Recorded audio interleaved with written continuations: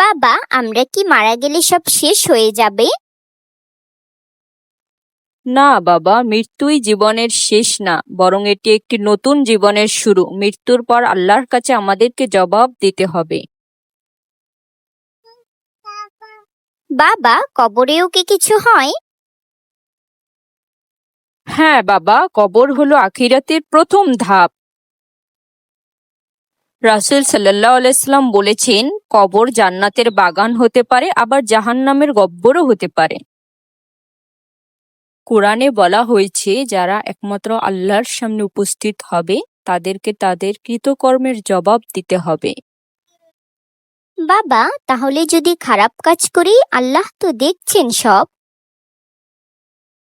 বাবা, আমার এক বন্ধুরা নামাজ নিয়ে মজা করে, আমিও তাদের সাথে মাঝে মাঝে হাসতাম। এখন বুঝতে পারছি সেটা ভুল করেছি। শোনো বাবা, আল্লাহ ক্ষমা করেন যদি বান্দা অনুতপ্ত হয়, আর তোমার বন্ধুরা যদি আল্লাহকে ভয় না করে তাহলে তারা প্রকৃত বন্ধু নয়। রাসূল সাল্লাল্লাহু আলাইহি সাল্লাম বলেছেন, মানুষ তার বন্ধুর দিন অনুযায়ী হয়।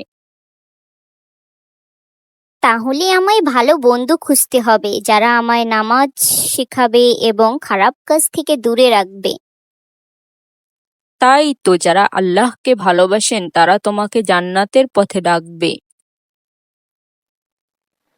আমি তওবা করলাম বাবা, আমি আর কখনো খারাপ কাজে যুক্ত হব না এবং নিয়মিত নামাজ পড়ব। তোমার এই নিয়তটাই তোমাকে সফল করবে ইনশাআল্লাহ।